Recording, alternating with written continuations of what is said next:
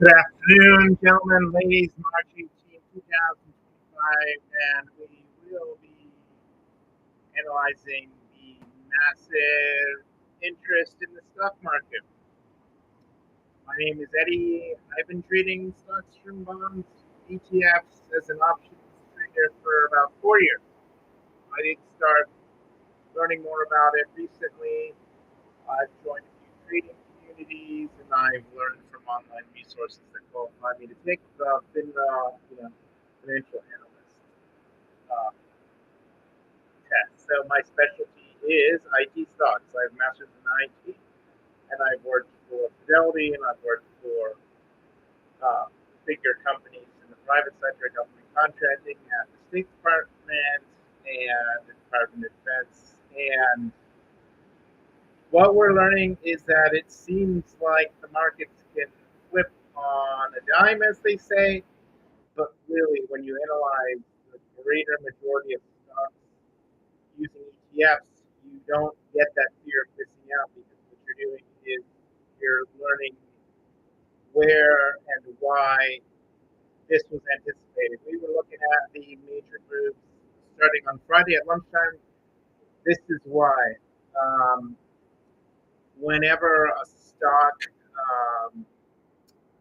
that you've been studying or ETF that you've been studying made a move in the past that was considerably above average, considerably above average, meaning you take the candlestick length and you compare it over others, you'll notice that the bigger moves tended to occur over the short-term moving average or as they approach the short-term moving average, over the medium-term moving average, or as they approach the medium-term moving average.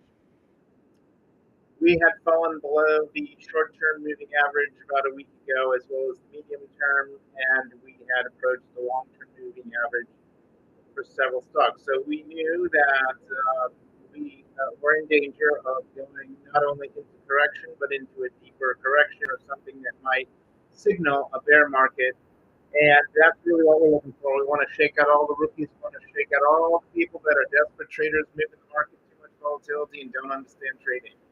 The hodlers and all the rookies. It's bad for your 401k plans, bad for your mom's 401k. What we want is to study the natural value progression of the economy. So we're at a juncture where things are slowing down, and they could slow down for a week or two or more.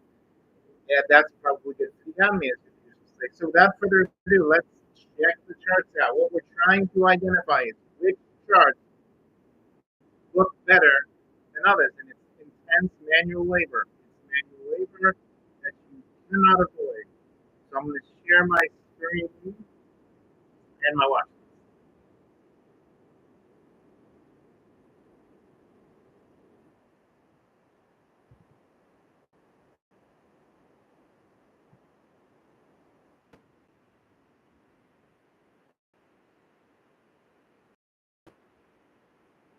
This is Yahoo Finance. I went to an energy stock that I follow called BST. BST is here. Okay, February 21st, stock was trading at 163. You'll notice 163 up here in the upper left-hand corner. February 21st, and we're at about a month later. So the stock seems to have been telling us, generally how it feels about the climate for trading and its value in this economy. Its value, its fair value, you might say, has been pronouncedly obvious between this price here of 116. Let's call it, when it first got down to this range where we're at right now, we'll call it 115.62, 115. 115.62 achieved in March, on March 4th. It served as support on March 6th, a little bit. So we knew that's a place of interest. It served as resistance, March 7th. It served as support, March 12th. Basically, it's been support. at prices of interest to all of us. This stock is to go up. My instincts tell me it's going to have to come down here before going up. If it goes up, it's going to test the bottom. It looks like it's going up. I'm going to tell you right now, Vistra's holding up today. A very difficult day. Energy seems to be doing okay. So mental note, things look okay for some energy stocks. As a matter of fact, I might have another one open right now. Next era.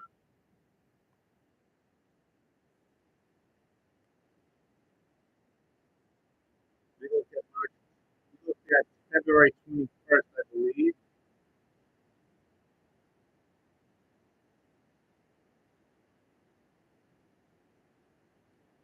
See how much calmer we are when we look at things together and in context. There are a lot of bears in the market right now. A lot of bears in the market right now. But some stocks are not quite at the bottom. They're in a range. So I'm going to take you back to February 21st. This is what we did previously.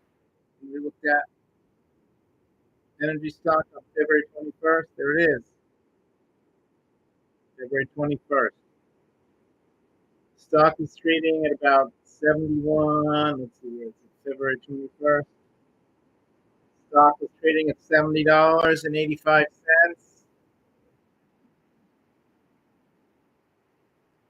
Okay. It seems to like $70.85. It was there. It was resisting instead of support. So 70.85 and then February 21st. We like that date. 71.25 and it's trading. Hang on, February 21st. The stock was trading at 71.25. We'll call it 71.25.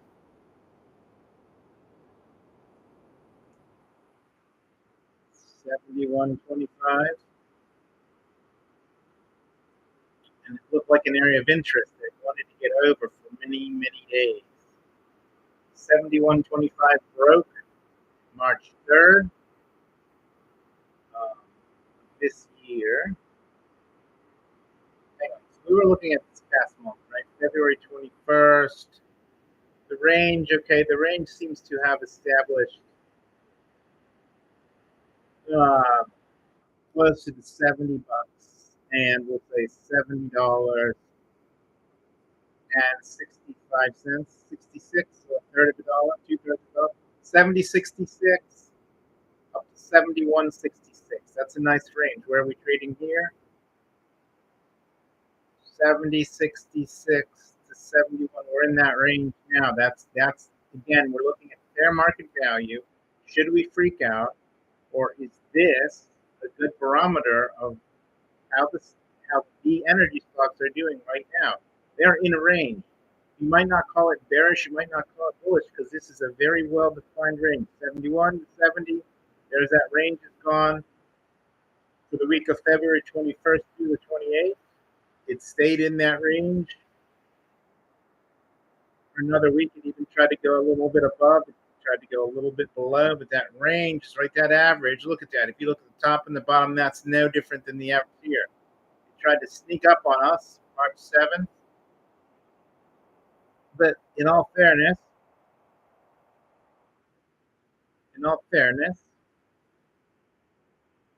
that top range of 71.66 served as support only once. So it's been in that range, 71.66. So what is it? 71.66, 7. We knew that might be an issue. So we knew that to be 71.66 or higher, and 71.66 or higher. And then as low as $70.60. Where are we today? We did go a little below that range.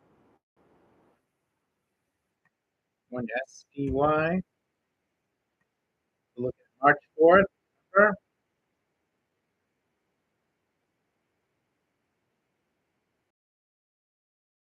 Appreciate your time and hit like and subscribe. Are we freaking out? I don't know if you have a tolerance for freaking out. A lot of people do. It seems normal. There's a lot of common anxiety that is shared, and people can feel like they're not alone. But not yet. I don't think this is that moment because I see too many things in the market for perspective over the past month. Leads me to believe we can figure this out together. It's like an exam. Pretend you're taking your nursing exam, your medical exam, your philosophy exam, whatever it is. It's the day before the exam. So we were saying March 4th. Okay, March right here.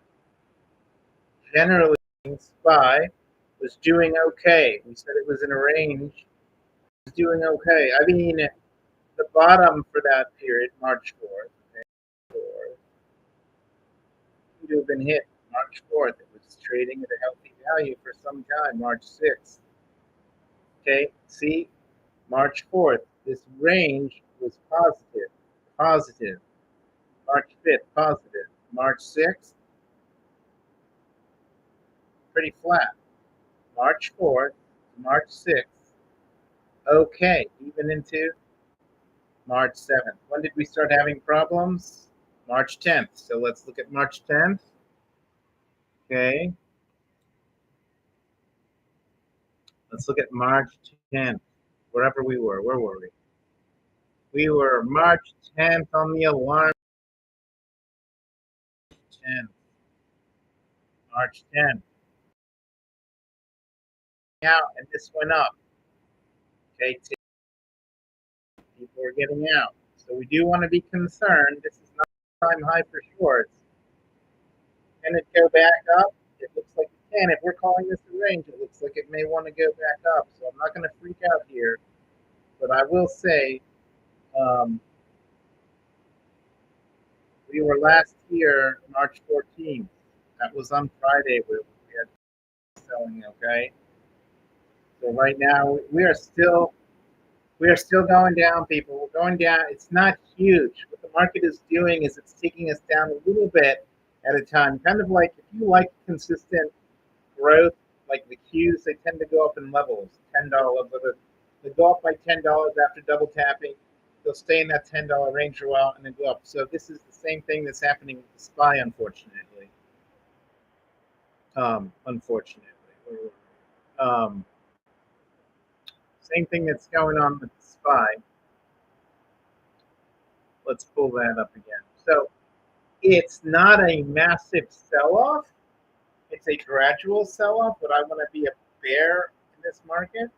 I might consider it. Would I want to be a bull? Not right now. It looks like we're doing what amounts to moving horizontal. All right. So when it's time to get serious, I turn on my Star Wars music. Um, it's suspenseful. It slows you down. It distracts you from what you're doing. All right. I had United Airlines up earlier. I didn't want to lose that. United Airlines had hit rock bottom, and it's the one stock today that's holding up. So some stuff is holding. Stuff is saying, "Look, I'm done selling off. Really, I'm done." But the greater SPY, the greater S&P,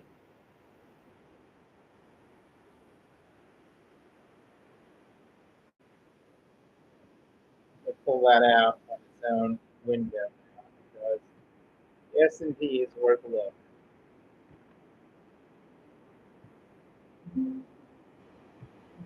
People constantly look at the big ETFs when there are times of trouble because you want to wait a minute. I don't want to be trading against the sector, which is telling us it's a time to be cautious and conservative, and then you go out and take risks and you lose money, especially in the markets that I trade, which are the high liquidity ETFs, high liquidity, and so on. For us, which is okay. And now we're just going to turn on some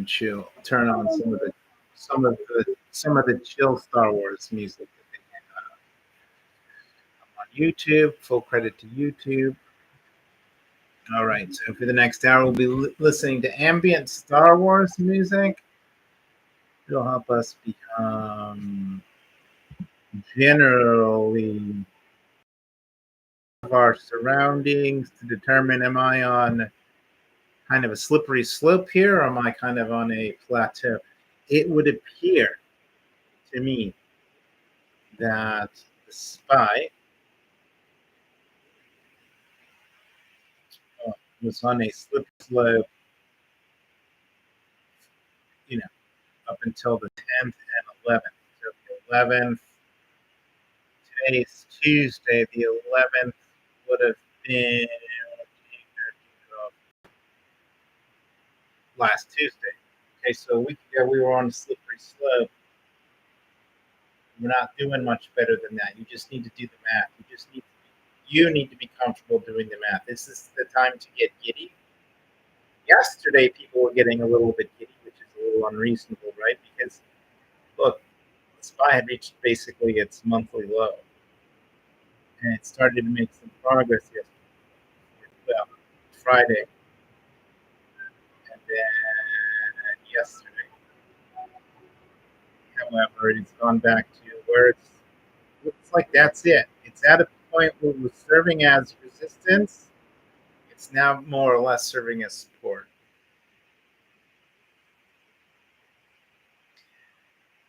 So what it's telling me is that yesterday was a wash.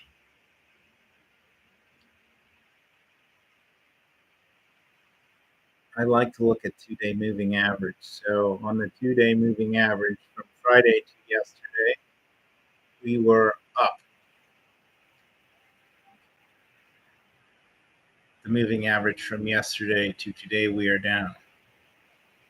Where's that average? We're trading below the average. It's pushing us down. If I go back to the 3 day moving average, if I want to be so bold, the 3 day average, the price started at 568.49, ended at 569.20, ended at 567. Okay, does that make sense? See, that 3 day average tells us a lot. I use the 4 day average to tell me what direction things are going in. Right now, I'm saying the last 4 days have been flat. Lucky for us, the 4 days before that, we were kind of declining. Um, so again, there's not a lot of panicky, which is good, but there's disappointment because everything that we worked for yesterday for the second day of trading in a positive direction is gone. It's not looking like we can recover that. It just lost way too much at the beginning of the day. You might say it's catching its breath, but a gap down is not exactly what I wanted to see. I don't think you wanted to see that. The positives, as we've stated before, are the energy stock, okay, and the airlines. The airlines, although they've gone down a little bit today, looks like they went down a little bit. They're above. They look a lot like the S&P 500. They had me. They had me somewhat optimistic, which is fine. I believe that the airlines should be fine, but if they're like the S&P 500, I'm going to pause. But I will say that my energy stocks look okay. Again, the alarm clock told me today right away that they told me right away that they were selling. Okay, that's not what they were doing yesterday. Yesterday, we came down to this level here, roughly, corresponds, to reason. Now, nothing has been reasonable, right? Like the best two in the stock market over the past weeks have been yesterday when there was the downward slope in the alarm. That means people are buying. So people, um, downward slopes follow upward slopes. People are selling. So for the most part, we are in a selling mode today. If this goes up, my alarm will go up. If this goes up too much more. Okay. Is there another alarm I can check? Maybe, because that was looking at tech stocks primarily. Tech stocks, what it's comprising. Huge. Did the same thing.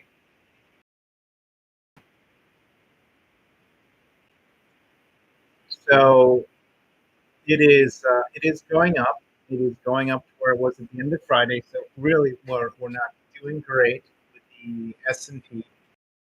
Doing great. Excuse the ads. We don't skip ads. We skip ads. So that's how we find peace and calm.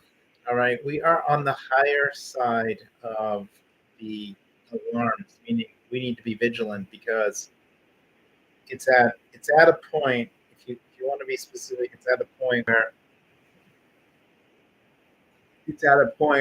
where it was on Thursday. Let's go back to Thursday. Where's the SPY on Thursday?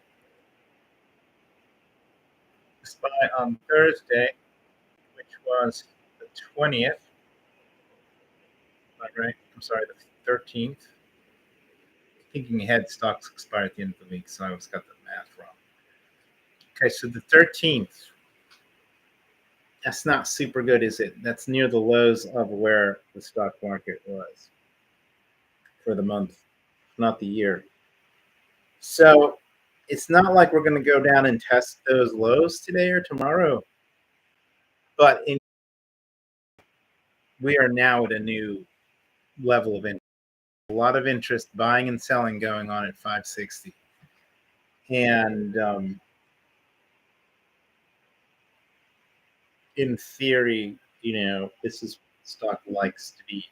That's good because the slowing of momentum is fairly, um, the slowing of momentum is obvious. We're horizontally, aren't we?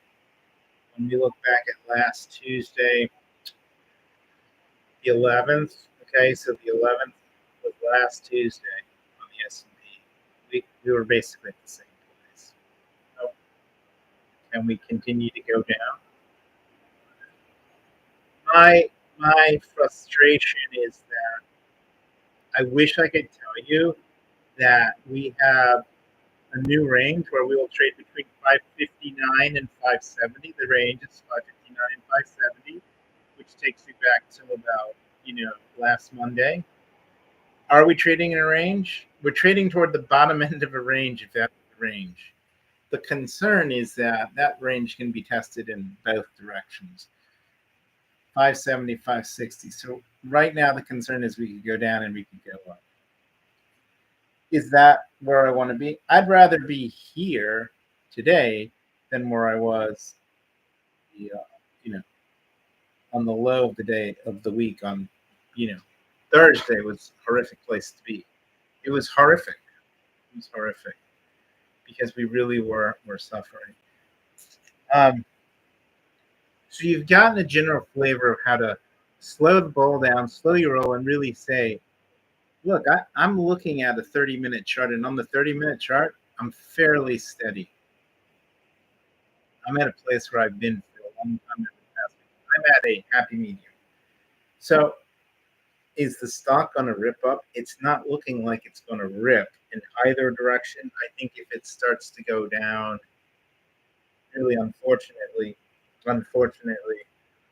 it's going to be within a range, and that's probably healthy overall for the market. I don't really have a fear that it'll go down a lot more. I don't have a fear really that it'll go up a lot more. I believe the news has a lot to do with it, but really what's happening more importantly is the secret sauce. And what I call the secret sauce started the conversation because I'm going to pull up my account, which could take a moment. So enjoy. Take a 5-minute break, everybody. Taking a break. Take a break. Okay, take a break. Take a break from enjoying yourself here. All right.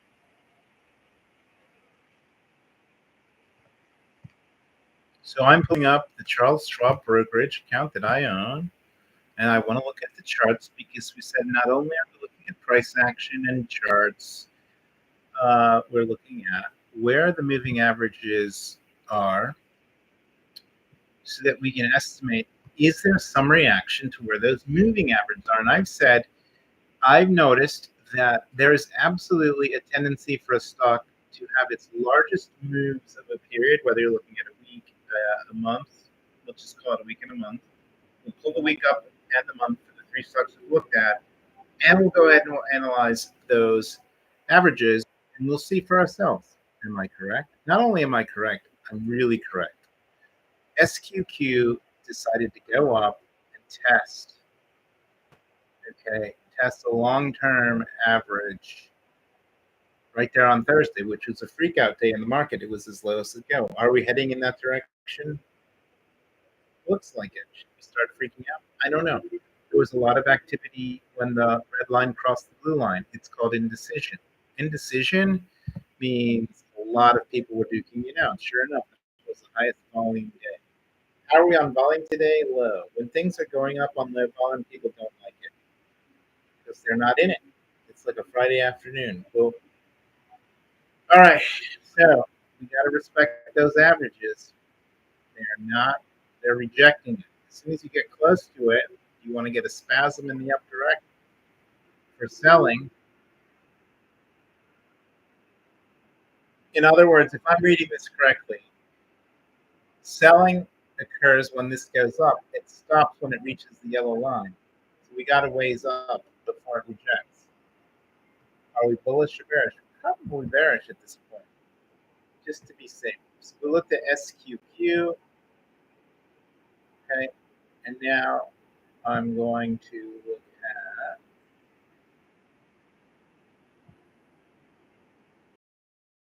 we're looking at the energy stock NEE, next era. This is live March 18th, 2025. I hope you're enjoying yourself. We've looked at several trends and indicators, but primarily we've been speaking about trends and indicators, but primarily looking at candlestick charts, which show us we're right now in the middle of a potential move up or down after a very, very busy day. The busy day was not something to freak out. It basically suggests that the market is not confirming a positive or negative direction because over the past couple of days it's gone up, it's gone down, or it's gone down, it's gone up, it's gone up, it's gone down. We're basically where we were on Thursday. So am I concerned? I'm less concerned that if we are going flat, it's better than going down. It's not as good as going up, but it's really allayed some of my concerns. The bigger analysis that we need to do now is analyze how are these prices reflected by the moving averages. When we saw the SQQ, that the stock, like it did over here in January, which is next era, when it touched the yellow, when it touches the yellow, which is the yellow is the long-term moving average. When it touches the long-term moving average, it wasn't. That's why I had my first alert and read, alarm on Friday when I went live because I said it appears we're gonna touch that yellow line, and we're either gonna sell or buy. And in this particular case, next era didn't like it. Over time, we're gonna get over the yellow line, but right now, today's been a crazy day because we've crossed the red, and that's crossing those lines. You might be setting off some alarms. This alarm didn't go off. The market didn't seem to have high volume selling like today. It kind of had some high volume selling to test the red line and expecting a bounce. We still have some time, but right now I'd say we are flat. We're in that comfort zone that we saw with the SPY. We're in a value range right now. However, two red candles, that's not super good. You see two red candles, they tend to indicate further downside. I, I dare say if we're going to have a move, it's got to happen by the end of the day. But there there are no clear, what I call, um, points of interest. A point of interest is whenever the candlesticks are touching the red line or the blue line or the yellow line, because stuff happens. Right now, we're in the middle of nowhere. We've gone down, and for whatever reason, this was a price of support. The, I guess the price of support is the last time that the moving average is crossed. Okay, so it's saying market has interest, but it looks like the momentum is heading in the down direction. All right, keep on doing what you're doing. I'm going to brew some tea, and we're going to look at the next one.